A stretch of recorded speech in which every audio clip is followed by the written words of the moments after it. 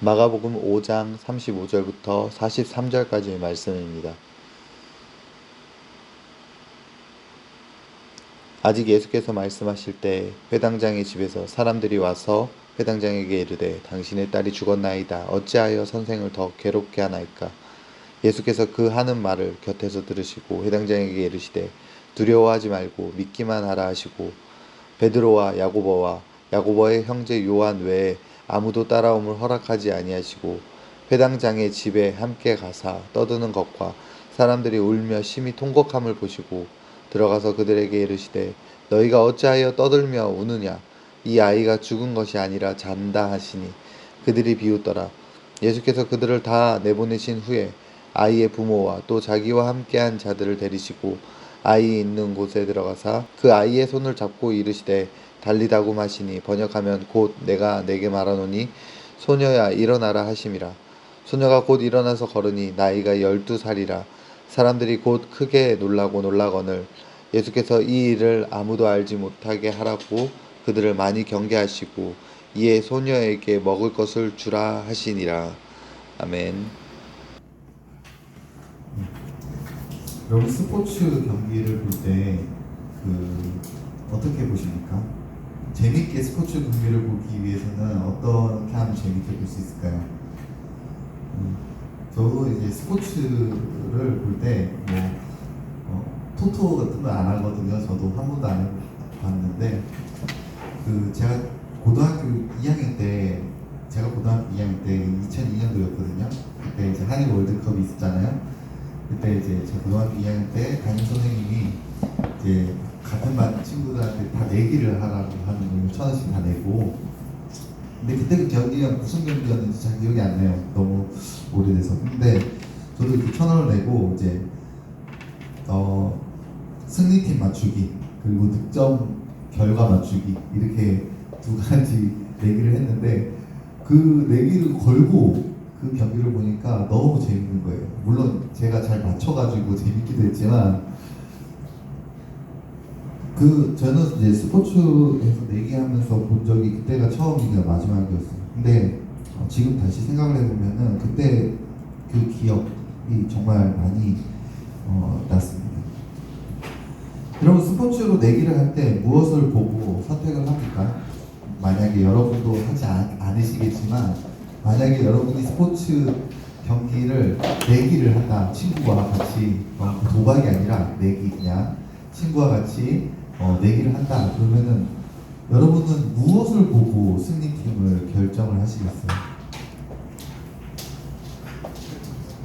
최근 성적, 네, 그 여러 가지 있겠죠. 네, 딱 볼 수 있는 거는요. 그 팀이 승리를 할 가능성이 얼마나 되느냐일 거예요. 그죠? 우리나라와 브라질의 국가 대항전 경기가 있을 때 여러분이라면 어떤 팀의 승리 내기를 걸겠습니까? 저 같으면 브라질에 걸지도 모르겠어요. 왜냐하면 당연히 브라질이 우리나라보다 더 축구를 잘하기 때문에 그렇죠. 물론 그 중에는 여러분들 중에서는 우리나라의 승리 거는 친구들도 있을 거예요. 우리나라 어떤 축구의 어떤 자존심 그런 거 없어요? 그런 거? 하여튼 그런 걸로 가지고 우리나라니까 이렇게 걸 수도 있습니다. 하지만 중요한 건 뭐예요? 우리나라에 거는 사람들도 조금이라도 이길 가능성을 보고 거는 거라는 거예요. 조금이라도 이길 가능성을 보고 건다는 거죠. 여러분, 한국 대 브라질의 경기가 아니라 삼성초등학교 축구부가 있는지 잘 모르겠는데 만약에 있다고 하면 삼성초등학교 축구부와 우리나라 국가대표가 경기한다면 어디에 걸겠습니까? 초등학교에 걸 사람이 아무도 없을 거예요. 왜? 가능성이 없잖아요. 있나요? 가능성이 있을까요? 제가 비록 스포츠 내기를 통해서만 얘기를 했지만요. 이렇게 사람들은 모든 상황 속에서 사실 이 가능성을 따집니다. 제가 스포츠만 얘기하는 게 아니에요. 모든 상황 속에서 그 가능성이라는 것을 우리가 항상 머리에 염두에 두고 생각해 두고 내가 선택하고 산다는 거예요. 여러분도 다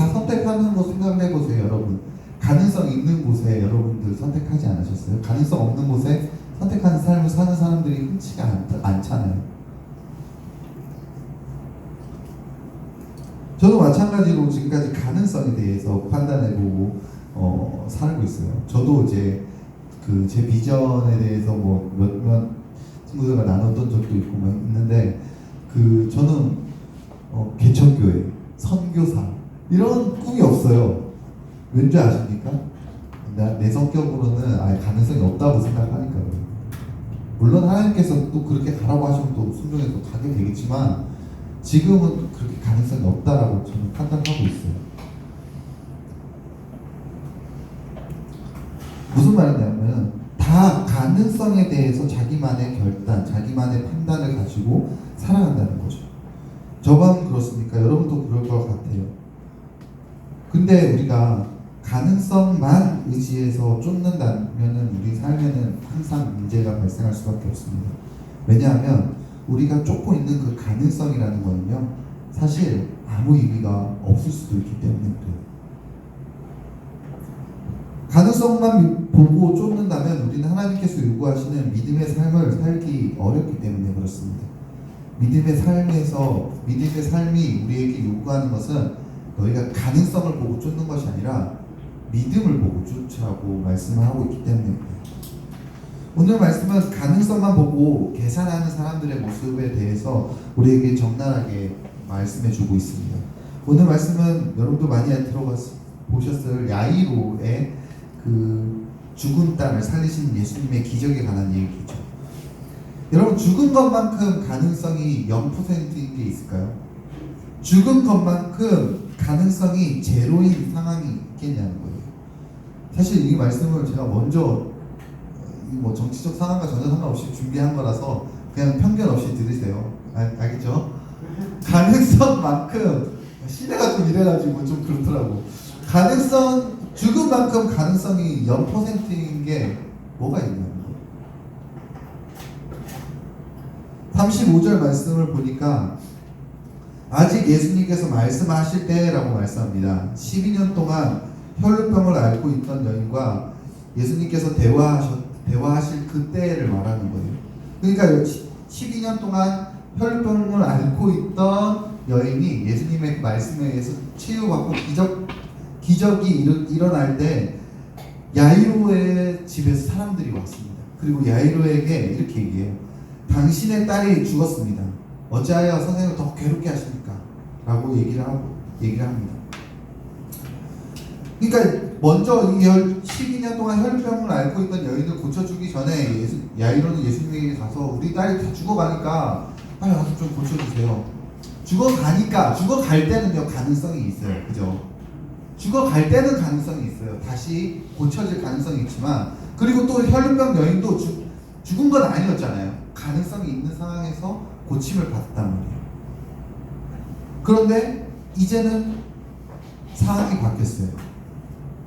가능성이 전혀 없는 죽음의 상황에 이르렀다는 거죠. 당신의 딸이 살 수 있는 가능성이 전혀 없기 때문에 이제 더 이상 선생님 예수님을 괴롭히지 마세요라고 지금 이 사람들이 얘기하고 있는 거예요. 다시 말하면요, 야이로의 집에서 온 사람들은 가능성을 가지고 계산을 하고 살아가는 사람들이라는 거죠.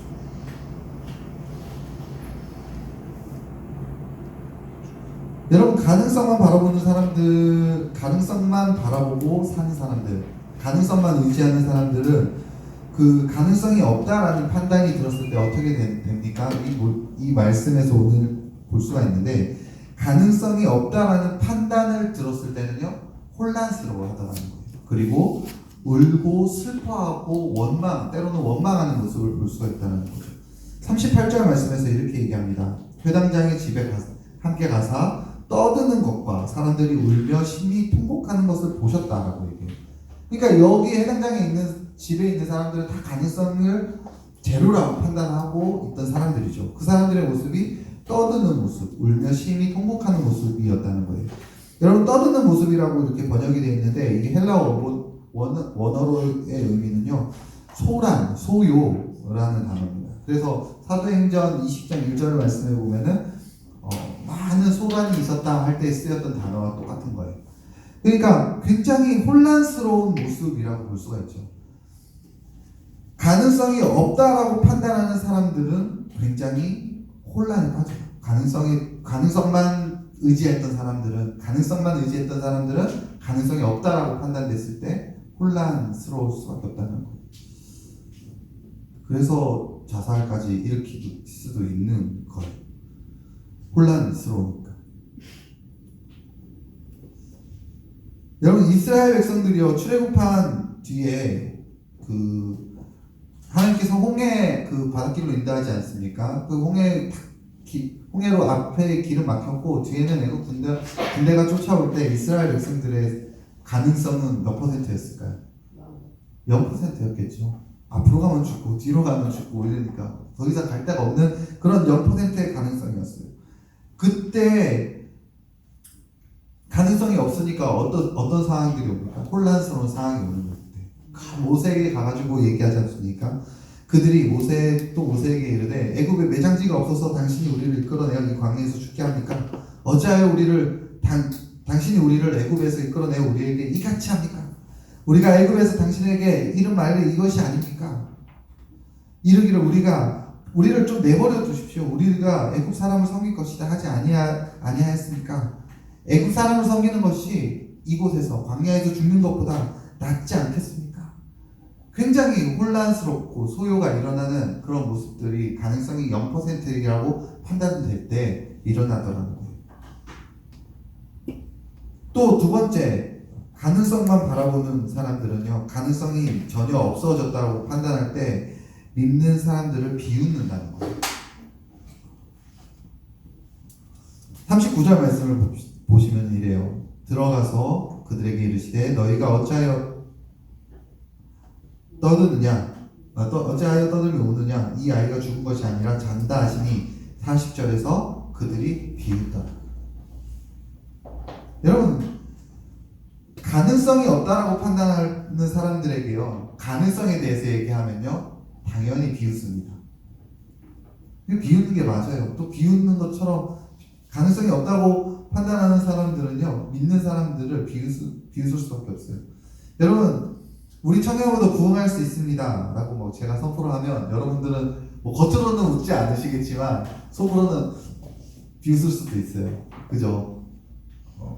표정 보니까 많이 비웃을 것 같은데 장난이고요. 비웃을 수도 있죠. 왜? 우리는 판단을 하니까. 우리 현 상황을 보고 우리의 미래 모습을 판단할 수도 있으니까. 그만큼 우리는 성장했고 여러분들은 학생들이 아니잖아요. 이만 청년들이니까 이 현상들을 보면 미래를 대해서 예상할 수 있는 어떤 가능성에 대해서 판단할 수가 있기 때문에 비웃는 거예요. 저도 그래요. 내가 진짜 할 수 있을까? 믿음이 없는 저도 마찬가지예요. 여러분들과 똑같아요.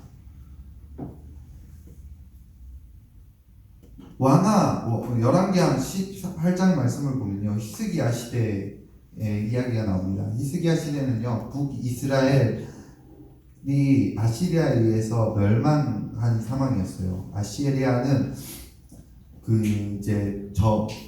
굉장히 메소포타미아의 넓은 지역을 점령을 하고 또 유다로 쳐들어왔습니다. 남유다로 쳐들어왔는데 이제 남유다의 모든 지역을 다 점령을 하고 마지막으로 예루살렘 성만 딱 남겨둔 상황이었어요. 그때 히스기야 왕은요 백성들에게 뭐라고 얘기하냐면, 너희 하나님께서 이 절망적인 상황이지만 가능성이 아무것도 없지만 하나님께서 우리를 구원하실 것이다 라는 그 믿음을 백성들에게 요구합니다. 그런데 아시리아 장군이요, 랍사게라는 장군이었는데 예루살렘 그렇게 믿음을 강조하는 히스기야 왕과 예루살렘 성을 향해서 소리쳐요. 뭐라고 하냐면, 히스기야의 말을 믿지 말라. 세상에 어느 민족의 신이 그 땅을 아수르 왕의 손에서 구원한 신이 있었느냐. 비웃고 있는 거예요. 사도 바울도 마찬가지 아니었습니까? 사도 바울은요, 지혜를 요구하는 헬라인들에게는 비웃음거리였고, 기적을 요구하는 유대인들에게도 비웃음거리였어요. 다 비웃음거리였어요. 사도 바울은요. 우리는 되게 위대하고 생각하지만 그 당시 사람들은 다 비웃는 사람이었다는 거죠. 그런데도 불구하고 사도 바울은요, 그런 비웃음거리를 당연하게 여기면서 오히려 복음을 가진 자신을 부끄럽지 않다라고 얘기하는 사람을, 부끄러지 않다라고 얘기하면서 오히려 자랑하는 사람이었다는 거죠. 여러분, 믿음을 이야기하는 사람들은 항상 비웃음거리가 됩니다. 오늘날 한국 교회가 세상의 비웃음거리가 되는 것은요, 어쩌면 당연한 거예요. 여러분, 물론 한국 교회가 잘못하고 있기 때문에 세상의 비웃음을 받는 것이기도 하지만요, 한국 교회가 진짜 잘하고 있어도요, 세상은 비웃을 거예요. 왜? 가능성이 없는 걸 얘기하니까. 부활이라는 가능성이 없는 걸 얘기하니까.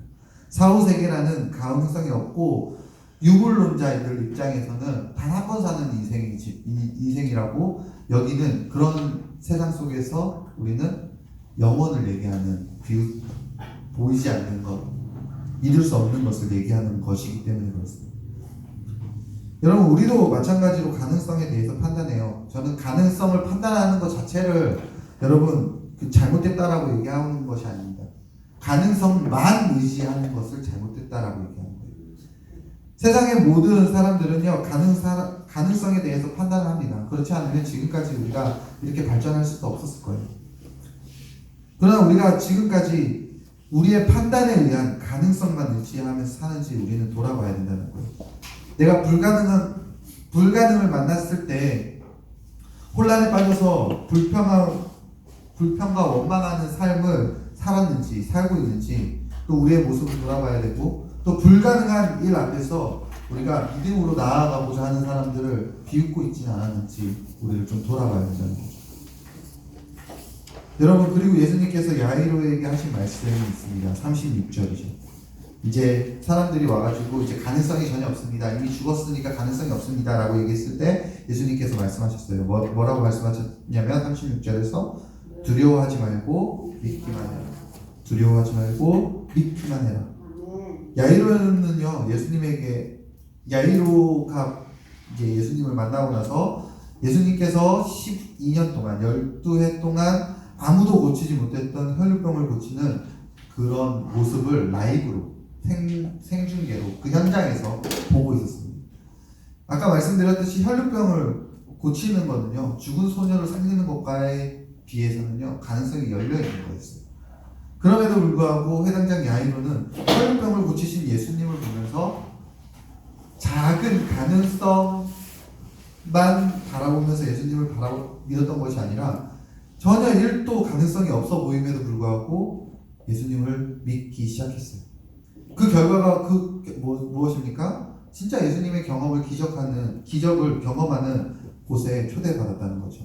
40절 말씀을 보면은 예수님께서 야이로의 집에 간 뒤에 40절의 말씀을 보면요, 그들이 비웃는 사람들은 예수님께서 그들을 다 내보내신 후에라고 말씀합니다. 믿음이 없어서 예수님의 기적에 대해서 예수님의 그 가능성에 대해서 비웃던 사람들은요, 이미 다 내보내시고 난 뒤에 아이의 부모와 또 자기와 함께한 자들만 데리고 그 믿음의 장소, 그 기적의 장소로 데리고 가시는 것을 우리가 오늘 말씀에서 볼 수가 있죠. 여러분, 가능성이 없다고 판단되는 상황에서 믿음이 이렇게 중요합니다. 믿음이 없는 사람들은 하나님의 그 가능성의 자리에 초대받지 못하기 때문에 그래요. 가능성만 바라보는 사람들은 믿음의 자리에 초대받지 못하기 때문에 그렇습니다. 우리는 가능성을, 아까 말씀드렸듯이 다 가능성을 봐요. 우리는 다 가능성에 대해서 판단합니다. 그런데 가능성만 의지하는 것이 아니라 가능성을 넘어서 하나님의 가능성을 믿는 사람들, 하나님의 가능성을 믿는 사람들에게 하나님은 가능성을 보여주시는 줄 믿으시길 소망합니다.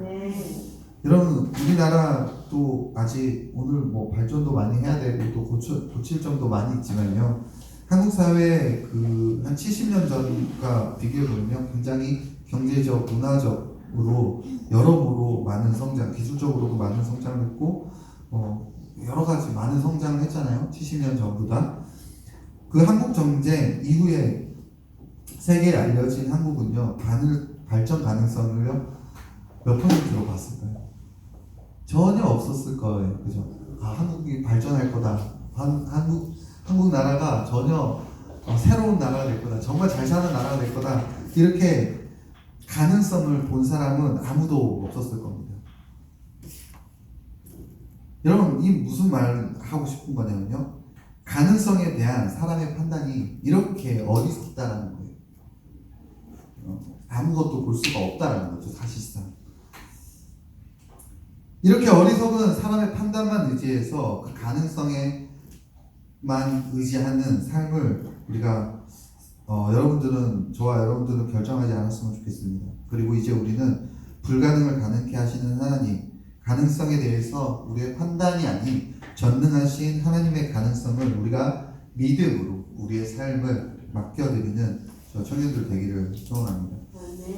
여러분, 또 하나님께서는 이렇게 일하시는 이유가 있어요. 인간의 불가능함을 가능하게 만드시는 하나님의 일하심은 왜 그렇게 일하시냐면요, 그게 바로 하나님의 영광이기 때문에 그렇습니다. 본래부터 죄인인 인간이에요. 1도 가능성 없는 인간입니다. 근데 그런 인간, 우리들을 에스겔에게 보여주셨던 마르뼈와 같은, 같이 절대로 살 수 없는 그런 우리들을 하나님의 능력으로 죄에서 구원해 주시고 새로운 생명을 주시는 것, 그것 자체가 불가능을 가능하게 하신 하나님의 영광이기 때문에 그렇습니다. 우리는 그런 하나님을 믿음으로 더 모든 불가능 앞에서 우리의 판단만 의지하지 않고 우리의 판단으로 의한 가능성만 보는 것이 아니라 하나님에 대한 믿음이 더 크게 성장하는 저 청년들 되시기를 소망합니다. 찬양 할 건데요. 원래 전능하신 나의 주 하나님을 찬양하려고 했는데 아까 찬양 주만 의지에 찬양 같이 좀 했습니다.